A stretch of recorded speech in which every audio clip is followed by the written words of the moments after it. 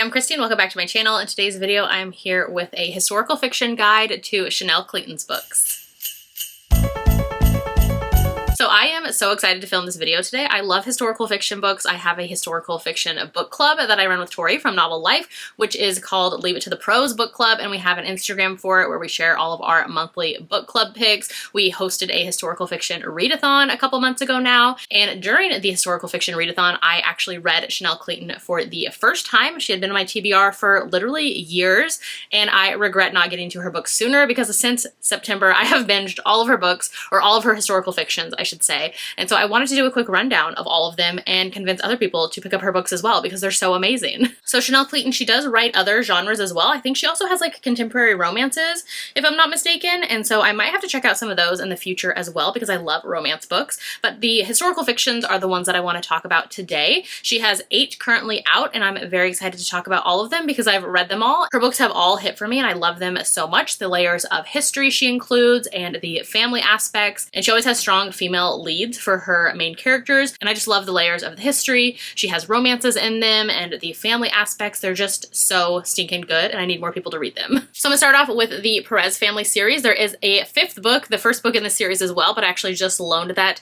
to my mom because I was like, you need to read this book immediately, and then maybe you can borrow the other books from me because you're gonna love the series. So we're gonna talk about the Perez family series first, which I feel like is a great place to start with her books. That's where I started, and I really recommend starting here. All right, so the first book in the series is Next Year in Havana, which I'll share a photo of here because like I said, my physical copy is at my parents' house right now while they read it. And this is the intro to the Perez family characters. So this entire series, there's 5 books out in it, and we follow the Perez family. So we follow them throughout generations, throughout years, and they are a family who most of their stories take place in Cuba as well as in America, and is just such a good series. I love them so much. So majority of her historical fictions, especially this series, they're told in dual timeline. So we get 2 different timelines with different characters that we're following. So in Next Year in Havana, we are following Marisol, and actually her story starts off, it's like 2017, and she's living in Miami, and her grandmother recently passed away. And her grandmother, Elisa Perez, recently passed away, and she had a really close relationship with her grandmother. Her grandmother actually took her in when her parents divorced and kind of moved different places. So she lived with her grandmother, was kind of raised with her for a bit as well, and so they just had a really close relationship. And so Marisol kind of shares how her grandmother, Elisa, shared all of these gorgeous stories and the backdrop of Havana when her family was living there and when they ended up moving away to the US. So Marisol has wanted to go to Cuba and see all of these beautiful places that her grandmother described and told her stories of all of these years. And so Marisol is also a travel writer, travel blogger, and so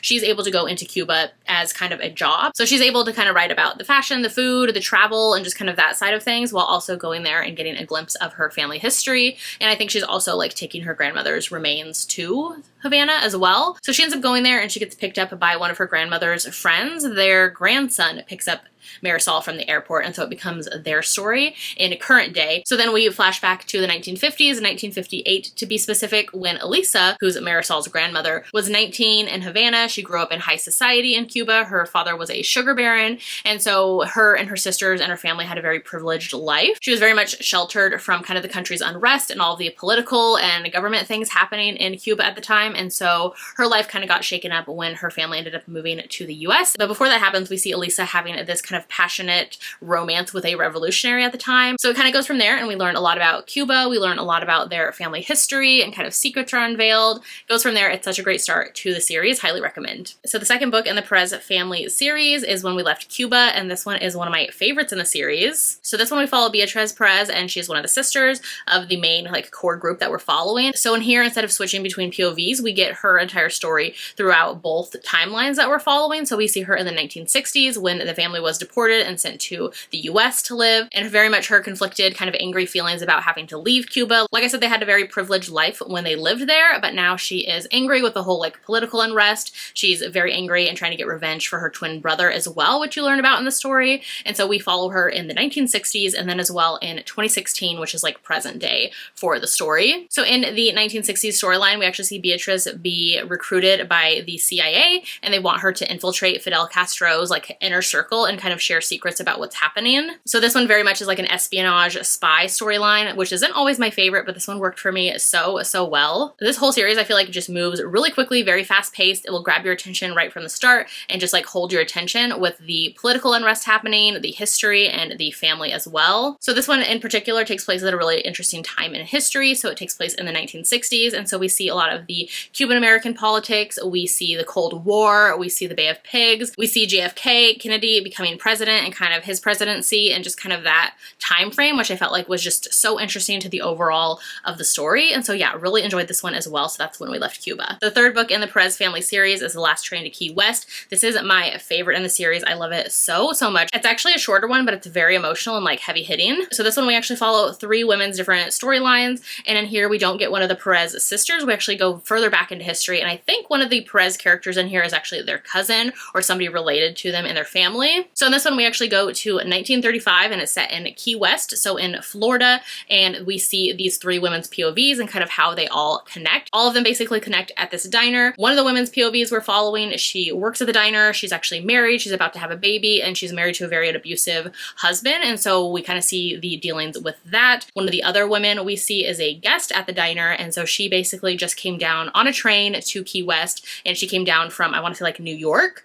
and she's really wealthy, and she's there to find this man who she has a connection to, who is supposedly down there working on the new highway that they're building, so she is there at the diner. And then the third woman we're following, she is actually a guest at the diner as well, or the cafe, and so she's a newlywed who was recently married in Havana, and her husband's American, and so he brought her back over to the US with him, and so she's kind of like wary but excited about being a newlywed, and kind of all of those thoughts for like the beginning of her marriage. And so basically we see all of these women, they're in Key West at the same time, at the same place, and then this story heavily focuses on the 1935 Labor Day hurricane, which was one of the strongest and deadliest storms in the US. And so it kind of goes from there, and it's just so stinking good. I honestly loved all 3 of these women's stories. We get their separate POVs, and then we kind of see how their stories connect as well. Like I said, they're all in the same place, and they have some other connections that we learn about throughout the story. I actually ended up picking up this book on a whim and continuing on with the series, and not realizing that it took place around this hurricane while Hurricane Helene was actually happening in like real time. And so I feel like the storyline just kind of hit a lot harder, just seeing the disastrous aftermath of that storm. Like I said, this one follows the 1935 Labor Day hurricane, which was the strongest and deadliest in US history. I believe this one was the first Category 5 storm to hit US land, at least in recorded history, and just the aftermath of what happened during the storm. We get to see that in the story, and we just learn about things that were happening during that time. There was a lot of World War I veterans who actually were working on the highway that they were trying to build at the time when the hurricane hit, and so the story just kind of goes from there, and it's very emotional and gripping, and I just love this one so much. The fourth one in the Perez series is The Most Beautiful Girl in Cuba, and this one is really good as well. Like I said, this whole series is good, so you're going to hear me say that a lot about this author's books.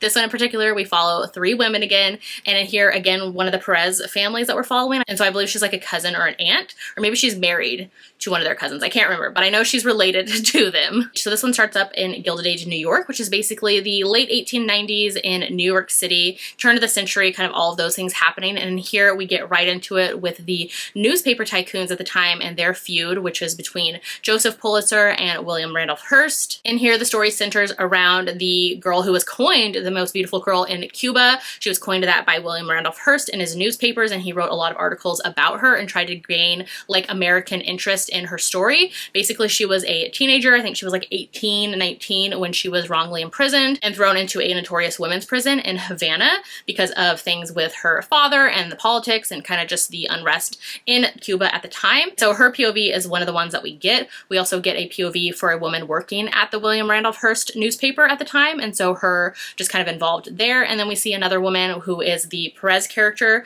that I was mentioning. I think she's like a cousin or an aunt or married into the family. But anyways, she lives in Cuba, and she's kind of the one like passing notes and kind of like living a double life and trying to help out the US, like learn things about Evangelina, who is the young girl in Cuba in the prison. This one again, I just love the history that the author provides in her books. Not only the way that her characters connect, but the history of it all I really love. And in this one in particular, we get the Cuban fight for independence from Spain. We get the Spanish-American War. We see the sinking of the USS Maine, and kind of just all of those things happening in history around the turn of the century. So yeah, really loved this one. All right, and then the fifth and currently final one in the series. I think the series is done, but I guess you never know. This one is Our Last Days in Barcelona, and I loved this one so much. This one is actually one of my favorites as well. So in this one, we go back to those original 3 Perez sisters that we're following. following. So in here, this is Isabel Perez's story, and she is the oldest sister of the group. And so you've seen her featured throughout the books, and she's very much like a strong, kind of stoic, cold character, very analytical about things. And so it was really interesting getting her story. And then we also get the Perez sisters' mother's story as well, which is Alicia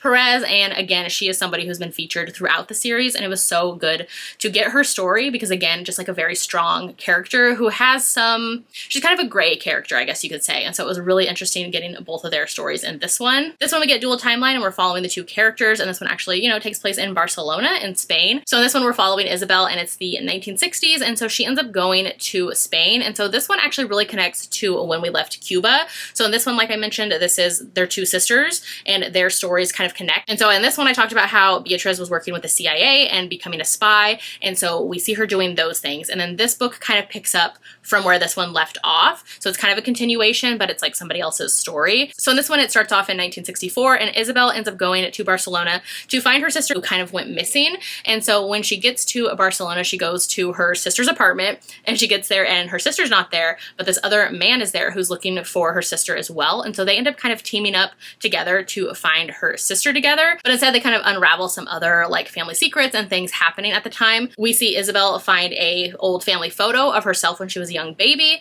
and she was with her mother in Barcelona, and she's like, this is so weird because my mother never talked about being in Barcelona. I actually have no memories of ever being here. And so she ends up reaching out to her mom and is like, what's with this? Like, when were we in Barcelona? When did you bring me to Spain? And so her mother like immediately shuts that conversation down and is like, pretty much don't ask about it. That didn't happen. Which of course all that does is piques Isabel's interest in what was happening during that time frame. So then we cut to Alicia, her mother's story, and this goes back to 1936, and we see her actually going to Barcelona after falling out with her husband. And so she goes there to kind of seek refuge or spend some time with family. So we see a lot of their like family history kind of coming into play in this one. Around the same time, we see violence brewing in Spain and kind of this civil unrest that's happening. World War I had recently ended. World War II was kind of gearing up. And so we see a lot of the kind of political and societal issues happening at the time. This one I really, really loved. Like I said, Isabel and Alicia are both really strong women, strong characters that you kind of only see one side of them throughout the series. So it was really nice kind of seeing the beginnings of their characters,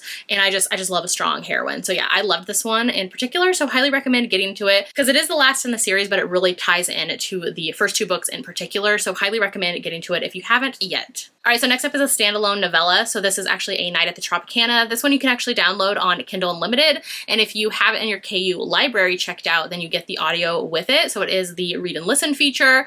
I loved that about it because I feel like historical fiction novellas are so hard to come by, and this one is just so good. This one, like I said, it's a novella, so it's super short. It's like less than 50 pages, I want to say, so you can totally binge it in one sitting. And this one we get dual timeline again, and here we're following Natalie. So she's a successful doctor in Miami. She was recently divorced. It's in 1969, and she is basically at this gala for the hospital to kind of get funds for a new children's wing. So they decided to have this theme of A Night at the Tropicana, and so then she ends up reminiscing and kind of flashing back in time to 1939 when she was a young college student with her family vacationing in Cuba when the famed Tropicana Club was opening in Havana, and she got to go to it. And so we kind of see that happening. She had like a little missed moment, a little missed connection. So we see that. Like I said, it's really short. The audiobook in particular I really enjoyed. It's kind of bittersweet, but it does have some like hope at the end of the story as well. So yeah, highly recommend checking this one out, especially since it's on KU with the read and listen feature. All right, and then the last two that I'm going to talk about, these are both historical fiction mysteries. They're both standalone. So the first one is The Cuban Heiress. So unlike all the rest of her books that have a dual timeline, this one is told in only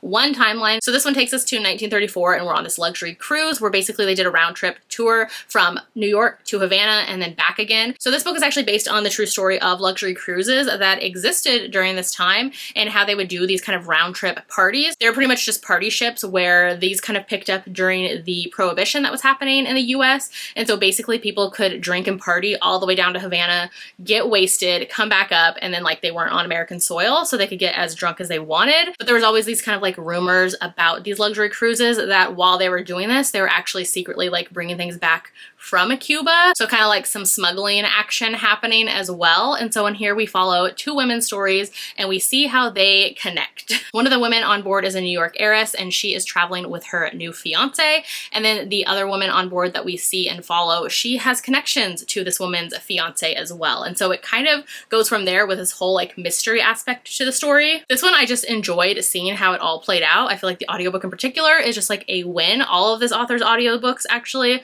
are really, really good, so highly recommend. This one was really good, especially if you want more of a mystery and set at sea. And then the last one that I have to talk about is The House on Biscayne Bay. This is actually the newest release from this author and I just finished this one recently. It is so good. I love this one so much. This one, the author was kind of teasing it as kind of like a Clue setup, which is one of my favorite board games of all time, and I love any story kind of based around that as well. This one is a historical fiction with mystery. We actually get some murder mysteries in this one. It also has gothic vibes. This one I thought was actually described as perfect for fans of Rebecca, which is one of my favorite classic books of all time, and so I was very excited to get into this one. It's just very atmospheric and lush, and the gothic vibes, and like a house is a main character, which I love that in stories. We also get a romance in here, and this one again we get that dual timeline, and it's all kind of centered around this gilded estate on Biscayne Bay. So this one we get the 1910s and then the 1940s in Florida. We see a couple different women's stories, but basically we're following two different women's stories. In the 1910s, we're seeing a woman who ends up moving down to Florida with her husband. After the Great War, we see that thousands of business moguls were fleeing New York and traveling down to Florida to kind of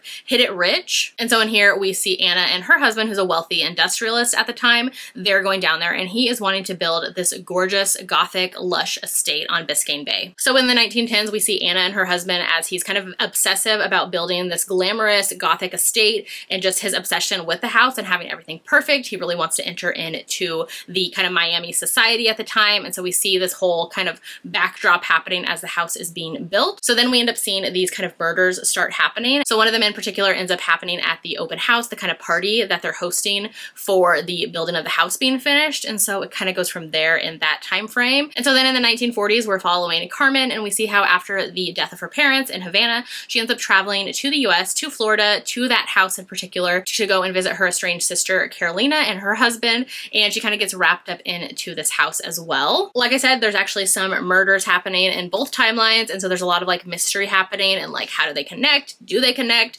What is this house's influence on the entire story? And it's just really, really good. I really enjoyed this one. I wasn't expecting too much going into it, but I was really like kind of blown away with it, and I really did enjoy this one. So yeah, that is The House on Biscayne Bay. Highly recommend you check it out if you like a kind of more murder mystery to historical fiction. I really enjoyed this one. All right, so those are all 8 of Chanel Cleeton's current historical fiction books that are out. I did want to talk about her newest one that she's actually publishing next year. This is The Lost Story of Eva Fuentes, but it is going to be coming out on July 1st. So this one is, I'm highly anticipating it. It's going to be on my kind of 5-star predictions for the next year for myself. Very excited to get to this one. So the blurb for this one says, a mysterious book with a legacy spanning from the beginning of the 20th century to the present day unites 3 women in this unforgettable novel. So this one starts off in London in 2024, and we get also Havana 1966 and Boston 1900. So I am very intrigued. I'm not going to read the rest of it because I want to just kind of jump into it when it comes out, and I'm going to pick it up regardless. So yeah, that one comes out on July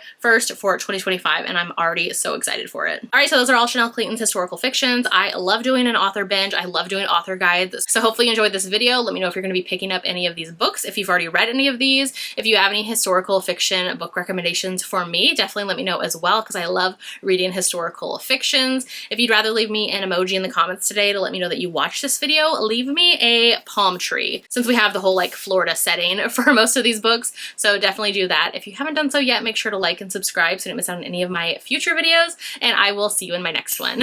Bye!